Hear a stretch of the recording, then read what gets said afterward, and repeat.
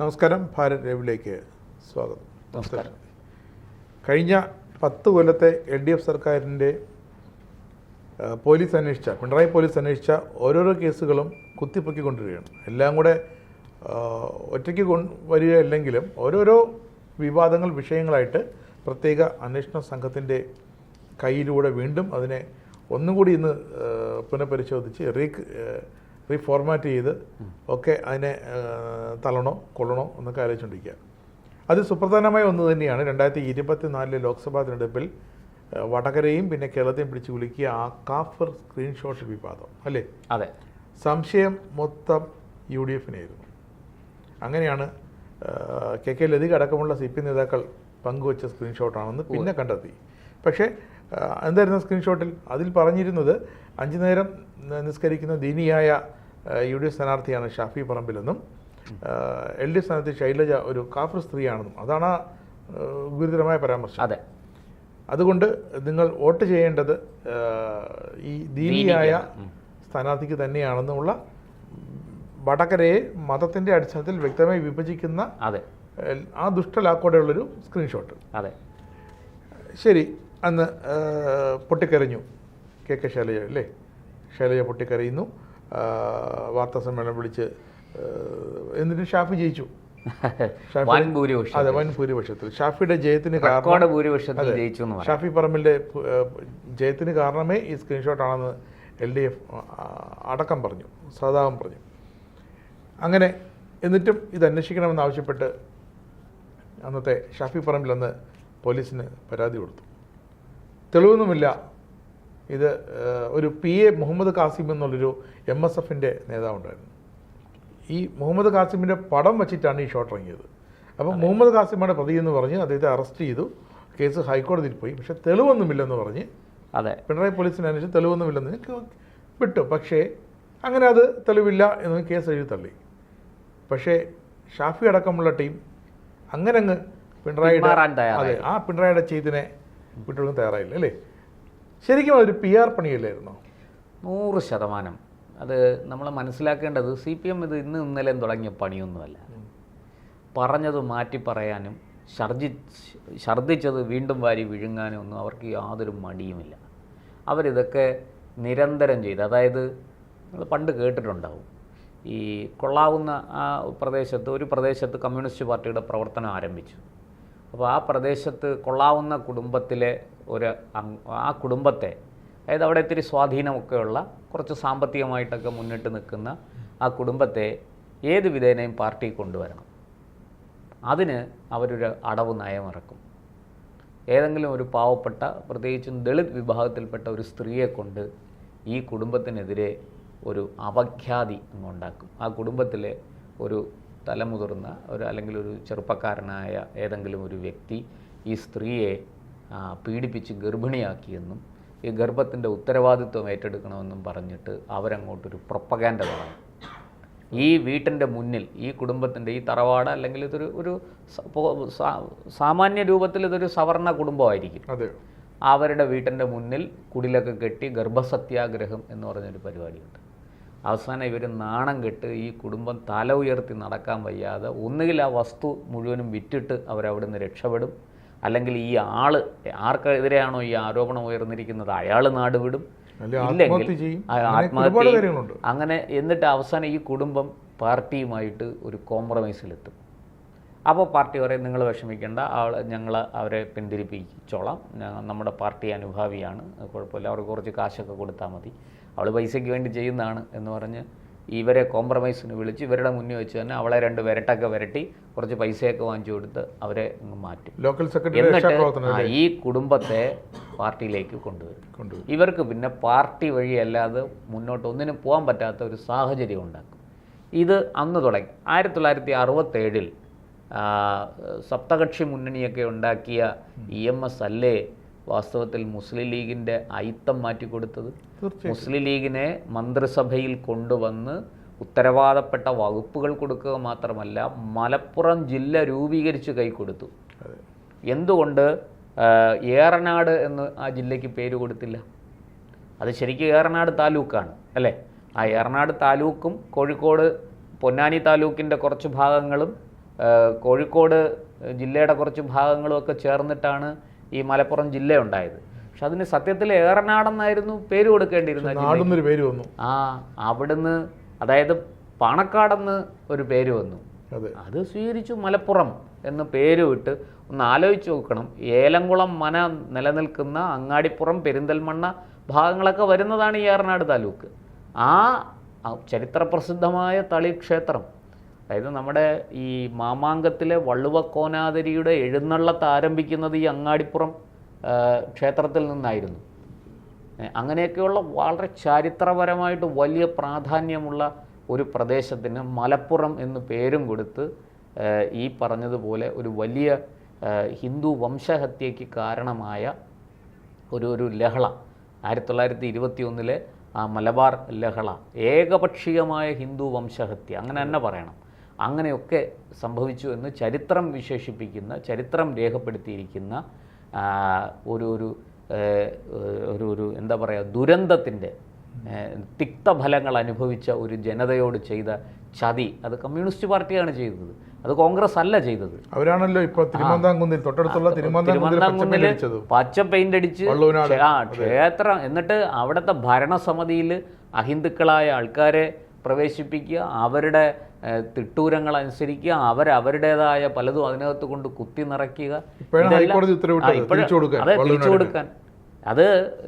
വള്ളുവനാട് രാജാവിന് തിരിച്ചു കൊടുക്കാനാണ് നിർദ്ദേശം വന്നിരിക്കുന്നത്. അതെ, അതുപോലെ തന്നെ നമുക്കറിയാം പാർത്ഥസാരഥി ക്ഷേത്രം ഗുരുവായൂർ, അതും ഇതുപോലെ ഏറ്റെടുത്തിരിക്കുകയാണ് ഇവർ. ഈ മലബാർ ദേവസ്വം പിടിച്ചെടുത്തതാണ്. നല്ല രീതിയിലൊരു സ്വകാര്യ ട്രസ്റ്റായിട്ട് ഭക്തജനങ്ങൾ കൊണ്ടുപോയിക്കൊണ്ടിരുന്ന നല്ലൊരു ക്ഷേത്രം ഇതുപോലെ പിടിച്ചെടുത്തു. അതൊക്കെ ഇരിക്കട്ടെ. അപ്പോൾ ഞാൻ പറഞ്ഞു വന്നത് 67 ഇത് പറഞ്ഞു. പിന്നെ അന്ന് EMS പ്രസംഗിച്ചത് ന്യൂനപക്ഷ വർഗീയതയേക്കാൾ അപകടം ഭൂരിപക്ഷ വർഗീയതയാണ്. ഈ നമ്പൂതിരിപ്പാട് തരം പോലെ നിറം മാറും, ഓന്ത് തോറ്റു പോവും. അങ്ങനെയാണ് നമ്പൂതിരിപ്പാടിൻ്റെ സ്വഭാവം. നമ്പൂതിരിപ്പാട് അത്ര ഭംഗിയായിട്ട് 67 പറഞ്ഞു ഭൂരിപക്ഷ വർഗീയതയാണ് ഏറ്റവും അപകടം, ന്യൂനപക്ഷ വർഗീയതയേക്കാൾ എത്രയോ ഇരട്ടി അപകടം ഭൂരിപക്ഷ വർഗീയതയാണെന്ന് പ്രസംഗിച്ച നമ്പൂതിരിപ്പാട് 20 കൊല്ലം കഴിഞ്ഞപ്പോൾ 1987 നിയമസഭാ തെരഞ്ഞെടുപ്പിന് തൊട്ട് മുമ്പ് ശരീഅത്ത് വിവാദം കൊണ്ടുവന്ന് ഭൂരിപക്ഷ വർഗീയതയേക്കാൾ അപകടം ന്യൂനപക്ഷ വർഗീയതയാണെന്ന് മാറ്റി പറഞ്ഞു. പിന്നീട് രണ്ടും ഒരുപോലെ അപകടമാണെന്ന് പറഞ്ഞു. ഇങ്ങനെയൊക്കെ പറഞ്ഞ ഈ കമ്മ്യൂണിസ്റ്റ് പാരമ്പര്യം, ഞാൻ പറഞ്ഞ ഇത് നമ്പൂതിരിപ്പാട്, EMS നമ്പൂതിരിപ്പാട് എന്ന വ്യക്തിയുടെ അല്ല, അത് ആ പാർട്ടിയുടെ സ്വഭാവമാണ്. ആ പാർട്ടിക്ക് പറഞ്ഞത് മാറ്റി പറയാൻ യാതൊരു എളുപ്പമില്ല. ഇപ്പോൾ തന്നെ കണ്ടില്ലേ, ശബരിമലയിൽ ഈ യുവതികളെ പ്രവേശിപ്പിക്കുന്ന ദിവസം പിന്നെ ഇങ്ങേരെ നമ്മുടെ ദേവസ്വം ബോർഡ് പ്രസിഡന്റ് പത്മകുമാറിനെയും പിന്നെ ഇപ്പോഴും DGP ആയിരിക്കുന്ന അന്നത്തെ IG ശ്രീജിത്തിനെയും ഇങ്ങോട്ടേക്ക് വിളിച്ചു വരുത്തി. ആരാ വിളിച്ചത്? ചീഫ് സെക്രട്ടറി വിളിച്ചിട്ടാണ് ഇവരിവിടെ വന്നത്. ഇവരിവിടെ വന്ന് മുഖ്യമന്ത്രിയെ കാണാൻ ചെല്ലുമ്പോൾ മുഖ്യമന്ത്രി ചോദിക്കുന്ന, ആര് പറഞ്ഞു? ഞാൻ നിങ്ങളെ വിളിച്ചിട്ടൊന്നുമില്ല. എന്നിട്ട് ഈ ചീഫ് സെക്രട്ടറിയെ വിളിച്ച് മുഖ്യമന്ത്രി വരട്ടി എന്നാണ് പറയുന്നത്. ഇതൊക്കെ എവിടെ നടക്കുന്ന കാര്യങ്ങളാണ്. എന്നിട്ട് അവസാനം ഈ വിളിച്ചു വരുത്തിയ ആൾ ഇവരോട് ചോദിക്കുന്നുണ്ട്, മുഖ്യമന്ത്രി പറയാതെ ഞാൻ നിങ്ങളെ വിളിച്ചു വരുത്തുമോ? അതിനെനിക്ക് കഴിയുമോ? അപ്പോൾ ഇത് കമ്മ്യൂണിസ്റ്റ് പാർട്ടിയുടെ സ്ഥിരം സ്വഭാവമാണ്. അതിൻ്റെ ഒരു പുതിയ പതിപ്പാണ് ഈ കാപ്പൂർ സ്ക്രീൻഷോട്ട്. വളരെ കൃത്യമാണ്. എന്താണ് അവിടെ ഈ ന്യൂനപക്ഷങ്ങൾക്കെതിരെ, പ്രത്യേകിച്ചും മുസ്ലിം വിഭാഗത്തിനെതിരെ അവിടുത്തെ ഹിന്ദുക്കൾ ഒരുമിക്കണം. ഈ വടകര ലോക്സഭാ മണ്ഡലത്തിൽ നമുക്കറിയാം CPM-ന് അവിടെ വലിയ ശക്തിയൊക്കെയുണ്ട്, പക്ഷേ ജയിക്കുന്നത് കോൺഗ്രസ്സാണ്.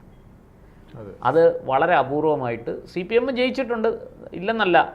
ഇപ്പോൾ 2004 അവിടെ P ജയരാജൻ്റെ സഹോദരിയാണല്ലോ ജയിച്ചത്. KP ഉണ്ണികൃഷ്ണൻ കോൺഗ്രസിൻ്റെ ഭാഗമായിട്ടാണ് നിന്ന് ജയിക്കുന്നത്. മുല്ലപ്പള്ളി കോൺഗ്രസിൻ്റെ ഭാഗമായിട്ടാണ് നിന്ന് ജയിച്ചത്. മുല്ലപ്പള്ളി കോൺഗ്രസ്സുകാരൻ.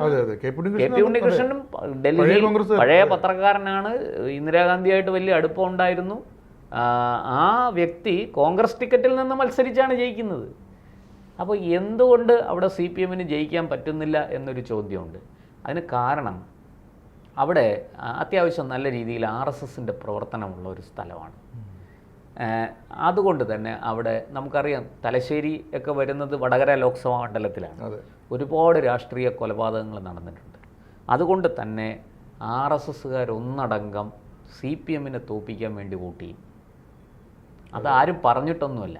അവർ CPM ജയിക്കാൻ അവിടുന്ന് ഒരു MP ആയിട്ട് ജയിക്കാൻ അനുവദിക്കില്ല. അവർക്ക് ശക്തിയുള്ള സ്ഥലത്തെല്ലാം അത് ഇപ്പോഴാണ്, അത് കഴിഞ്ഞ 2014 തൊട്ടാണ് അതിനൊരു മാറ്റം വന്നു തുടങ്ങിയത്. അവിടെ ഈ RSS വോട്ട് BJPക്ക് തന്നെ കിട്ടുന്ന, ഇപ്പോൾ അത് ഏതാണ്ട് 1.5 ലക്ഷം വോട്ടിലേക്കൊക്കെ എത്തിയിട്ടുണ്ട്. അതായത് അത് ഹാർഡ് കോർ BJP വോട്ടാണ്, അല്ലെങ്കിൽ RSS വോട്ടാണ്.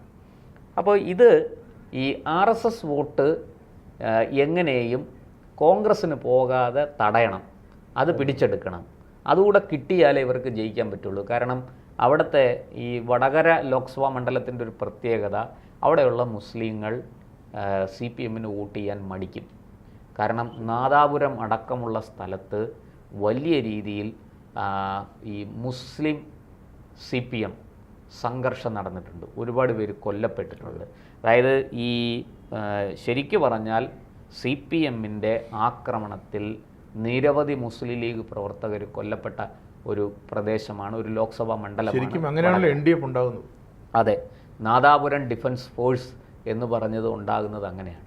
എന്നിട്ട് അവർ ഒരു DYFIക്കാരനെ വ്യാജ ആരോപണം ഉന്നയിച്ച്, അരേക്കണ്ടി ബിനു എന്ന് പറയുന്ന ഒരാളിനെ, ഒരു സ്ത്രീയെ നിസ്കാരപ്പായിലിട്ട് ബലാത്സംഗം ചെയ്തു എന്ന ഒരു പ്രചാരണം നടത്തി അയാളെ കേസിൽ പ്രതിയാക്കി അയാൾക്കെതിരെ പരാതി കൊടുത്തു. അയാളെ പോലീസ് അറസ്റ്റ് ചെയ്തു. അയാൾ പിന്നീട് റിമാൻഡിൽ കഴിഞ്ഞു. പിന്നീട് ഇറങ്ങിയ ആളിനെ പരസ്യമായിട്ട് നടു റോഡിലിട്ട് വെട്ടിക്കൊന്നു NDFകാർ. കേരളത്തിൽ നടത്തിയ ആദ്യത്തെ കൊലപാതകം അതാണ്. അതൊരു DYFIക്കാരനെയാണ്. ഈ അരേക്കണ്ടി ബിനു എന്ന് പറയുന്ന DYFIയുടെ പ്രവർത്തകനാണ്.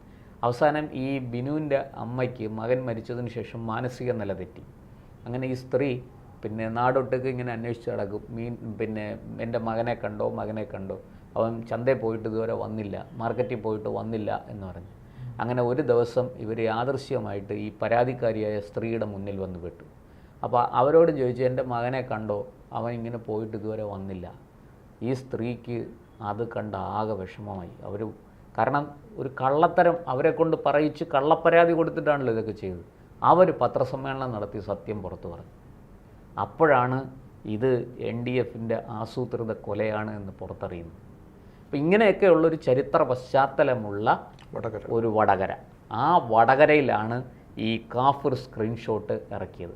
സ്വാഭാവികമായിട്ടും അങ്ങനൊരു സ്ക്രീൻഷോട്ട് ഇറങ്ങുമ്പോൾ അവിടെ നമുക്കറിയാം ഏതെങ്കിലും ഒരു മതവിഭാഗത്തിൻ്റെ മാത്രം വോട്ട് കൊണ്ട് ജയിക്കാൻ പറ്റില്ല. കാരണം ഈ പറയുന്നത് പോലെ അവിടുത്തെ ഹിന്ദുക്കളും മുസ്ലിങ്ങളും പാർട്ടിക്കാരല്ലാത്തവർ, ഒരു പാർട്ടിയിലും പെടാത്ത നിഷ്പക്ഷരായ ആൾക്കാരുണ്ട്. അവർ മാറി മാറി വോട്ട് ചെയ്യും. അവർക്ക് ശരിയെന്ന് തോന്നുന്ന ഒരു സ്ഥാനാർത്ഥിക്ക് അവർ വോട്ട് ചെയ്യും. നിഷ്പക്ഷ വോട്ടുകളാണ്, അതിനെ ഫ്ലോട്ടിംഗ് വോട്ടെന്ന് നമുക്ക് പറയാം. അപ്പോൾ അത്തരത്തിലുള്ള വോട്ട് ഇക്കുറി പിടിച്ചെടുക്കാൻ വേണ്ടിയിട്ടാണ്, അതായത് ഈ കഴിഞ്ഞ 2 ടേമായിട്ട് 2014 ശേഷം വളരെ കൃത്യമായിട്ട് കേരളത്തിലെ 20 ലോക്സഭാ മണ്ഡലത്തിലും മത്സരം നടക്കുന്നത് ഒരു വശത്ത് ND മുന്നണിയും മറുവശത്ത് BJPയാണ്. നമുക്കറിയാം എല്ലാ മണ്ഡലത്തിലും BJPക്ക് ക്രമാനുഗതമായിട്ട് വോട്ട് കൂടി വരികയാണ്, അല്ലേ? കാസർഗോഡ് തൊട്ട് തിരുവനന്തപുരം വരെ എടുത്താൽ എല്ലാ മണ്ഡലത്തിലും BJPക്ക് 2014 കിട്ടിയതിനേക്കാൾ വോട്ട് ശകലം കൂടുതൽ 2019 കിട്ടുന്നു, അതിനേക്കാൾ കൂടുതൽ 2024 കിട്ടുന്നു. BJP ജയിക്കുന്നോ തോക്കുന്നോ എന്നുള്ളത് രണ്ടാമത്തെ കാര്യം. പക്ഷേ BJPക്ക് വോട്ട് കൂടുന്നുണ്ട്. ഇവിടെ വോട്ട് കുറയുന്നത് LDFനാണ്, UDFനല്ല. കാരണം മത്സരം UDFും BJPയും തമ്മിലാണ്.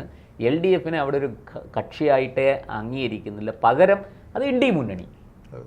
നിങ്ങൾ വേണമെങ്കിൽ UDFനെ സപ്പോർട്ട് ചെയ്തോ. കാരണം LDFനെ ജയിപ്പിച്ച് വിട്ടിട്ടും എന്താ കാര്യം? ഇപ്പോൾ ആലത്തൂരെന്ന് നമ്മുടെ രാധാകൃഷ്ണൻ സാറ് ജയിച്ചു പോയി, MP ആയി, ഒരു സീറ്റാണ് കിട്ടിയത്. കനലൊരു തരി അല്ലേ, അവശേഷിക്കുന്ന ഒരു ഏക കമ്മ്യൂണിസ്റ്റ് MP എന്ന് പറയാം. ബാക്കിയൊക്കെ ജയിച്ചത് കോൺഗ്രസിൻ്റെയും DMKയുടെയും ഒക്കെ അക്കൗണ്ടിലാണ്. രാജസ്ഥാനിൽ ജയിച്ചതും തമിഴ്നാട്ടിൽ ജയിച്ചതും ഒന്നും CPMൻ്റെ മിടുക്കുകൊണ്ടൊന്നുമല്ല. അതൊക്കെ ജയിച്ചത് അവിടങ്ങളിലെ പ്രബല രാഷ്ട്രീയ പാർട്ടി ഏതാണോ അവരുടെ സഹായം കൊണ്ടാണ്. അല്ലാതെ CPMൻ്റെ മിടുക്കുകൊണ്ട് ഒരിടത്തും ജയിച്ചിട്ടില്ല. ഈവൻ ഇപ്പോൾ ബംഗാളി ജയിച്ചത് പോലും സത്യത്തിൽ ആ അക്കൗണ്ട് BJPയുടേതാണ്. കാരണം BJP അവിടെ ഇത്രയും ശക്തമായ പ്രതിരോധം ഉയർത്തി മമതയെ എതിർത്തത് കൊണ്ട്, ഈ തെരഞ്ഞെടുപ്പിൽ അതിശക്തമായി കേന്ദ്രസേന അവിടെ ഉണ്ടായിരുന്നത് കൊണ്ട്, തെരഞ്ഞെടുപ്പ് കമ്മീഷൻ അരയും തലയും മുറുക്കി രംഗത്തിറങ്ങിയത് കൊണ്ടൊക്കെയാണ് അവിടെ പിന്നെ ഇടതുപക്ഷത്തിന് ഒരു സീറ്റിൽ ജയിക്കാൻ പറ്റിയത്.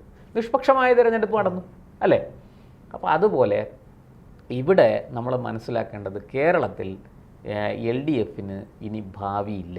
CPIMനെ സംബന്ധിച്ചിടത്തോളം ലോക്സഭാ തെരഞ്ഞെടുപ്പുകളിൽ അവർക്ക് ആകെ ചെയ്യാൻ കഴിയുന്നത് ഇനി കോൺഗ്രസുമായിട്ടൊരു ധാരണയുണ്ടാക്കി മത്സരിക്കുക.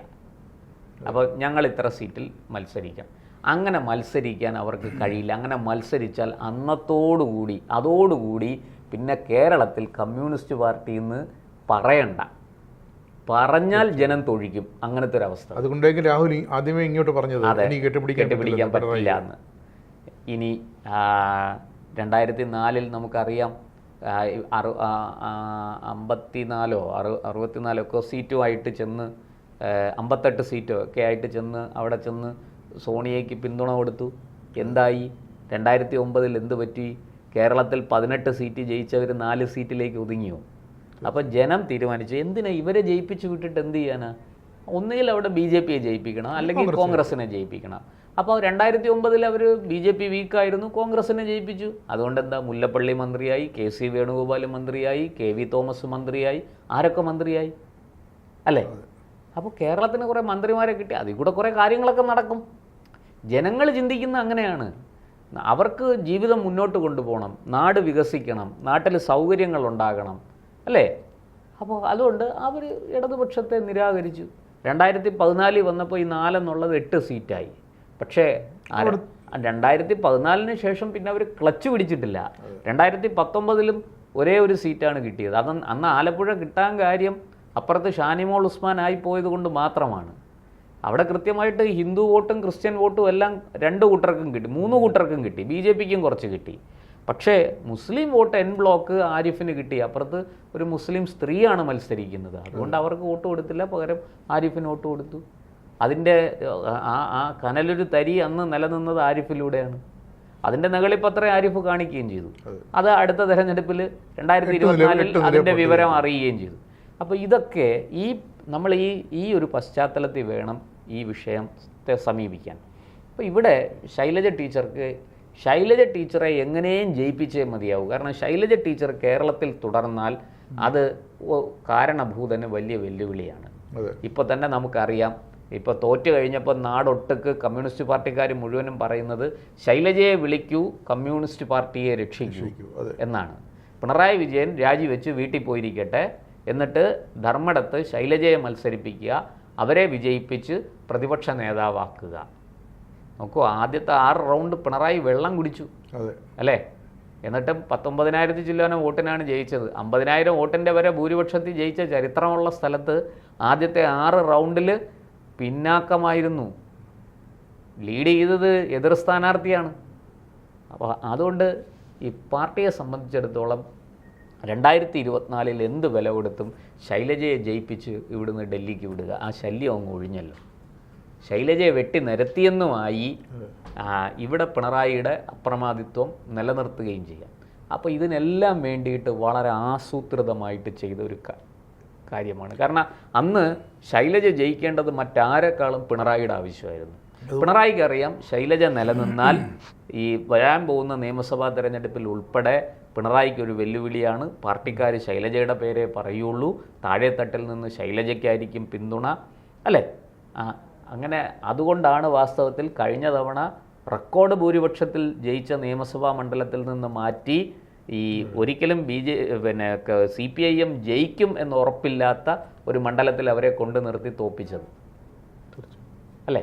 അപ്പോൾ ഇതെല്ലാം വളരെ ആസൂത്രിതമായി നടന്നതാണ്. അതുപോലെ തന്നെ ശൈലജ ജയിച്ച് കാണണമെന്ന് കാശ് വാങ്ങിയ PR ഏജൻസിക്ക് താല്പര്യമുണ്ടായിരുന്നു. കാരണം അവർ കാശ് വാങ്ങിയതാണ്. അല്ല രാജേഷ് ജി, അതിനെ നിസ്സാരവൽക്കരിക്കേണ്ട. PR ഏജൻസിക്കൊന്നും ഇതിനകത്ത് വലിയ പങ്കൊന്നുമില്ല. PR ഏജൻസി പറഞ്ഞ പണി ചെയ്തു. ആ പറഞ്ഞത് ആര്, ആ പണി ആര് ചെയ്യും? അത് കേവലം ഒരു DYFI നേതാവൊന്നുമില്ല. കാരണം എന്താണെന്ന് ഞാൻ പറയാം. തിരുവനന്തപുരം തൊട്ട് കാസർഗോഡ് വരെ അവർ ഈ നരേറ്റീവ്, ഈ കാഫർ സ്ക്രീൻഷോട്ട് പ്രചരിപ്പിച്ച് പ്രചാരണം നടത്തിയൊരു പാർട്ടിയാണ് CPIM. അപ്പോൾ കേവലം ഏതെങ്കിലും ഒരു DYFI നേതാവോ ഒരു ലോക്കൽ നേതാവിനോ ഒരു പ്രാദേശിക നേതാവിനോ ഒന്നും അല്ല അതിന് പങ്ക്. അത് വളരെ കൃത്യമായിട്ട് പാർട്ടിയുടെ തലപ്പത്ത് തൊട്ട് താഴെ വരെ, അതായത് അഖിലേന്ത്യാ ജനറൽ സെക്രട്ടറി മുതൽ ഏറ്റവും താഴോട്ട് ലോക്കൽ കമ്മിറ്റി, ബ്രാഞ്ച് കമ്മിറ്റി വരെ അത് എടുത്തുപയോഗിച്ചവരാണ്. അതിൻ്റെ പേരിൽ കണ്ണീർ വാർത്തവരാണ്, അല്ലേ? മതം പറഞ്ഞു വോട്ട് പിടിച്ചവരാണ്. ഈ ഭൂരിപക്ഷ വർഗീയതയും ന്യൂനപക്ഷ വർഗീയതയും തരാതരം പോലെ തൊട്ടും തലോടിയും കെട്ടിപ്പിടിച്ചും ഒക്കെ 1967 മുതൽ രാഷ്ട്രീയം കളിച്ചവരാണ് CPIM. ആ CPIMൻ്റെ പരമോന്നത നേതാക്കൾ അറിയാതെ ഇങ്ങനൊരു സ്ക്രീൻഷോട്ട് പുറത്തു വരില്ല, അത് പ്രചരിപ്പിക്കപ്പെടില്ല. അത് വളരെ കൃത്യമാണ്. അതാണ് ഈ അന്വേഷിച്ചറിയേണ്ടത്. ഇപ്പോൾ VD സതീശൻ SIT രൂപീകരിച്ചത് അന്വേഷിക്കാനൊക്കെ പറഞ്ഞു, ഒക്കെ ശരി തന്നെ. പക്ഷേ ഈ കോൺഗ്രസ്, ഈ മന്ത്രിസഭ ഇവരോട് കോംപ്രമൈസ് ചെയ്യുമോ? അതാണ് കാരണം. ഇവരെന്തെങ്കിലുമൊക്കെ വിഷയങ്ങൾ ഉയർത്തിയിട്ട് ഇവരോട് കോംപ്രമൈസ് ചെയ്യാൻ ശ്രമിക്കും, ഇവരെ സമ്മർദ്ദത്തിലാക്കും. അപ്പോൾ സർക്കാർ കോംപ്രമൈസ് ചെയ്യും. ഇല്ലെങ്കിൽ കോംപ്രമൈസ് ചെയ്യിക്കാൻ പറ്റിയ ആൾക്കാർ ഇവരുടെ തന്നെ ആടുതല്ലികളുണ്ട്. നമുക്കറിയാമല്ലോ TP ചന്ദ്രശേഖരൻ കേസ് എങ്ങനെയാണ് കുഞ്ഞനന്ദനിൽ വെച്ച് അവസാനിച്ചത്. കുഞ്ഞനന്ദൻ അപ്പുറത്തേക്ക് ആ കേസിൻ്റെ അന്വേഷണം പോകാതിരുന്നത് എന്തുകൊണ്ട്? TPയുടെ തല പൂക്കുറ്റി പോലെ ചിതറിക്കും എന്ന് പ്രസംഗിച്ച നേതാക്കളുണ്ട് CPIMൽ. TPയെ കുലങ്കുത്തി എന്നും കുലങ്കുത്തി തന്നെ എന്ന് അപമാനിച്ചവരുണ്ട് CPIMൽ. അങ്ങനെയൊക്കെ ചെയ്ത ആരിലേക്കും ആ അന്വേഷണം പോയില്ല. കേവലം ഒരു കുഞ്ഞനന്ദന് TP ചന്ദ്രശേഖരനുമായിട്ട് ഒരു വിരോധവുമില്ല. പാർട്ടി പറഞ്ഞു, കുഞ്ഞനന്ദൻ ചെയ്തു. ഇവിടെ ആ പറഞ്ഞ പാർട്ടി നേതാക്കൾ ആരൊക്കെയാണ്? ഇതാണ് പുറത്തു വരേണ്ടത്. അതിന് പകരം അവിടെ അന്വേഷണം നിലച്ചു. അതൊരു പച്ച പരമാർത്ഥമാണ്. അത് 2011 ഉമ്മൻചാണ്ടി സർക്കാരിൻ്റെ കാലത്ത് നടന്ന ഒരു കോംപ്രമൈസാണ്, അൺപ്രിൻസിപ്പിൾഡ് കോംപ്രമൈസ്. അതാണ് പറയേണ്ടത്. തത്വദീക്ഷയില്ലാത്ത ഒത്തുതീർപ്പ്, അതാണ് നടന്നത്. ഇവിടെ ഈ കാഫിർ സ്ക്രീൻഷോട്ടിലും അങ്ങനൊരു തത്വദീക്ഷയില്ലാത്ത ഒത്തുതീർപ്പ് ഉണ്ടാകാതിരുന്നാൽ ഇതിൻ്റെ യഥാർത്ഥ പ്രതികൾ പുറത്തു വരും. ഒരു സംശയമില്ല, ഇത് കണ്ടുപിടിക്കാൻ വലിയ ബുദ്ധിമുട്ടൊന്നുമില്ലെന്നേ. ഇതൊക്കെ കൃത്യമായിട്ട് കണ്ടുപിടിക്കാൻ നമ്മുടെ പോലീസിന് അതിനുള്ള കഴിവൊക്കെ ഉണ്ട്. അവർ ആ കാര്യത്തിൽ മിടുക്കരാണ്. ഒരിക്കലും അവരെ നമ്മൾ അണ്ടർ എസ്റ്റിമേറ്റ് ചെയ്യേണ്ട. പോലീസ് കൃത്യമായിട്ട് അവരെ സ്വാതന്ത്ര്യത്തോടു കൂടി ഇത് അന്വേഷിക്കാൻ വിനിയോഗിച്ചാൽ മതി. അവർക്ക് അതിനുള്ള സ്വാതന്ത്ര്യം കൊടുത്താൽ മതി. അവരത് കൃത്യമായിട്ട് അന്വേഷിച്ച് യഥാർത്ഥ കുറ്റം, നമ്മുടെ സൈബർ ഇതൊക്കെ വളരെ മുന്നേറി കഴിഞ്ഞു. അന്ന് പഴയ പോലെ ഒന്നുമല്ല, കൃത്യമായിട്ടത് കണ്ടുപിടിക്കാൻ പറ്റും. അത് ഏത് സിസ്റ്റത്തിൽ നിന്ന് അപ്ലോഡ് ചെയ്തു, ഏത് ഇൻ്റർനെറ്റ് കണക്ഷൻ, ഏത് IP അഡ്രസ്സിൽ നിന്നാണ് അത് അപ്ലോഡ് ചെയ്തിരിക്കുന്നത്, അത് ഏറ്റവും ആദ്യം പ്രചരിപ്പിച്ചത് ആരാണ്, ഏറ്റവും ആദ്യം ഷെയർ ചെയ്തത് ആരാണ്, കണ്ടുപിടിക്കാൻ വളരെ എളുപ്പമാണ്. അങ്ങനെയാണ് കാസിമല്ല എന്ന് കണ്ടെത്തുന്നതും അതുകൊണ്ടാണല്ലോ കോടതി അദ്ദേഹത്തിന് ജാമ്യം കൊടുത്ത് പുറത്തു വിട്ടത്. അതൊരു അന്നത്തെ ഇപ്പോഴത്തെ CPI നേതാവായ അന്നത്തെ DYP നേതാവ് റിബേഷിലേക്ക് പോയതും, പക്ഷേ റിബേഷിന് കിട്ടിയതെന്ന് പറയുന്നത് ജിതിൻ ഭാസ്കർ എന്ന് പറയുന്ന, ഞാൻ അവിടെയാണ് പറഞ്ഞു വരുന്നത്. ഈ KK ലതിക മുൻ MLA, അവരുടെ ഭർത്താവ് ഇപ്പോഴത്തെ ജില്ലാ സെക്രട്ടറി P മോഹനൻ, ഇവരെല്ലാം സംശയത്തിന്റെ നിഴലിലാണ്.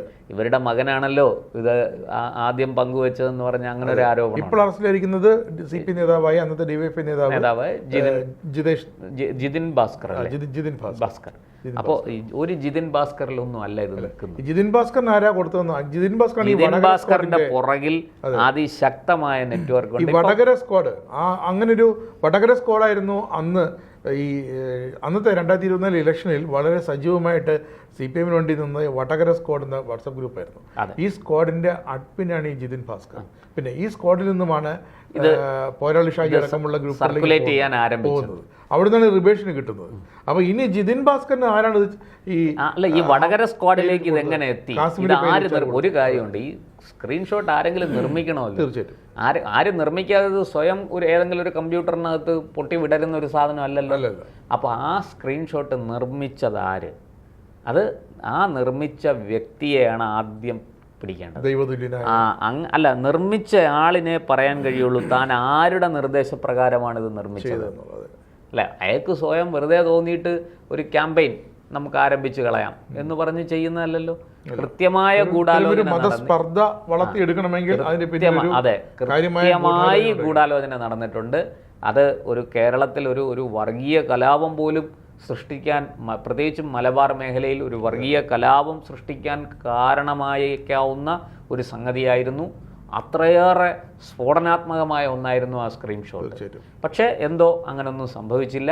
അത് കേരളത്തിലെ മറ്റു രാഷ്ട്രീയ പാർട്ടികളോട് നന്ദി പറയണം. പ്രത്യേകിച്ചും മുസ്ലിം ലീഗിനോടും BJP-യോടും കോൺഗ്രസിനോടും ഒക്കെ കേരളം അതൊരു രാഷ്ട്രീയ തർക്കമായി. അതെ, CPM-ലെ കൂട്ടക്കരച്ചിലോടെ ഒരു രാഷ്ട്രീയ കൃത്യമായിട്ട് CPM-ന്റെ തന്ത്രമാണെന്ന് തിരിച്ചറിഞ്ഞ് എല്ലാവരും സംയമനം പാലിച്ചു. അതുകൊണ്ടാണ് കേരളം അന്ന് കത്താതെ പോയത്. കേരളത്തെ കത്തിക്കാൻ വേണ്ടി തന്നെയായിരുന്നു ഇവരുടെ ശ്രമം. ഇതൊക്കെ ചെയ്ത് നമുക്കറിയാമല്ലോ ശബരിമലയിൽ യുവതീ പ്രവേശനം എങ്ങനെ സംഭവിച്ചു. ഒരു കോടതി ഉത്തരവിൻ്റെ മറവിൽ അവിടെ എന്താണ് നടന്നത് ഇന്നിപ്പോൾ പുറത്തു വരുന്നുണ്ടല്ലോ. ഇന്ന് ചർച്ചകൾ നടക്കുകയല്ലേ, ഇന്ന് വലിയ പ്രതിരോധത്തിലല്ലേ പാർട്ടി. ആത്മകഥകളൊക്കെ പുറത്തു വരുന്നു. ദൈവതുല്യരായ ആൾക്കാർ ആരാണെന്ന് പുറത്തു വരുന്നു അല്ലേ. അപ്പോൾ ആരാണ് വിളിച്ചു വരുത്തിയത്, ആരാണ് അവിടെ കയറ്റിയത്, അതിനെങ്ങനെയാണ് കാര്യങ്ങൾ നീക്കിയത്, പോലീസിനെ എങ്ങനെ ഉപയോഗിച്ചു തുടങ്ങിയ ഒട്ടനവധി കാര്യങ്ങളുണ്ട്. ഈ ഒട്ടനവധി കാര്യങ്ങൾ നമുക്ക് കൃത്യമായിട്ടും CPM-ന്റെ ആ ചരിത്രം എടുത്തു നോക്കിയാൽ, അവരുടെ പാരമ്പര്യം എടുത്തു നോക്കിയാൽ നമുക്ക് മനസ്സിലാവും ഇത് ഇന്നും ഇന്നലെയും തുടങ്ങിയതല്ല. ഇതൊരു കേവലം ഒരു കാഫർ സ്ക്രീൻഷോട്ടിലോ ശബരിമല യുവതീ പ്രവേശനത്തിലോ ഒന്നുമല്ല. ഇതിനൊക്കെ വർഷങ്ങളുടെ പഴക്കമുണ്ട്. നൂറ്റാണ്ടിലധികം കാലത്തെ പഴക്കമുണ്ട്. ആ ഒരു ഒരു ഒരു ഒരു ഒരു ചെയ്തികളുടെ തുടർച്ച അതിൻ്റെ ഭാഗമാണ് ഇപ്പോൾ ഉണ്ടായിരിക്കുന്നത്. അതുകൊണ്ട് ഇതിനകത്ത് അന്വേഷണം കാര്യക്ഷമമായി നടക്കട്ടെ. യഥാർത്ഥ കുറ്റവാളികൾ, പ്രത്യേകിച്ചും ഗൂഢാലോചന നടത്തിയവർ, ഇലക്ഷൻ സ്ട്രാറ്റജിസ്റ്റ് എന്ന് പറഞ്ഞ് ഞെളിഞ്ഞ് നടക്കുന്ന ആൾക്കാർ, അപ്പോൾ ഇത് LDF വരും, എല്ലാം ശരിയാകും. ആരാ ഈ സ്ലോഗൻ തുടങ്ങിയത്? ജോൺ ബ്രിട്ടാസ്. അപ്പോൾ ഇത്തരം കാര്യങ്ങൾ നിർമ്മിക്കാൻ CPM-ന് പണ്ടും വളരെ മിടുക്കുണ്ട്. അത് പോസിറ്റീവായിട്ടുമുണ്ട് നെഗറ്റീവായിട്ടുണ്ട്. ഇത് നെഗറ്റീവാണ്. ഈ നെഗറ്റിവിറ്റിയുടെ പുറകിലെ ബുദ്ധി കേന്ദ്രത്തെ കണ്ടെത്തുക തന്നെ വേണം. അർഹമായ ശിക്ഷ അതിന് വാങ്ങിക്കൊടുക്കണം. അല്ലെങ്കിൽ നമ്മൾ പറയുന്ന കേരളം ദൈവത്തിൻ്റെ സ്വന്തം നാടല്ല, ചെകുത്താൻ്റെ സ്വന്തം നാടാണെന്ന് പറയേണ്ടി വരും. അതുകൊണ്ട് തീർച്ചയായിട്ടും പോലീസ് അന്വേഷിക്കട്ടെ, യഥാർത്ഥ കുറ്റവാളികൾ പുറത്തു വരട്ടെ, ഗൂഢാലോചനക്കാരടക്കം പിടിയിലാകട്ടെ. നമുക്ക് കാത്തിരിക്കാം. നന്ദി.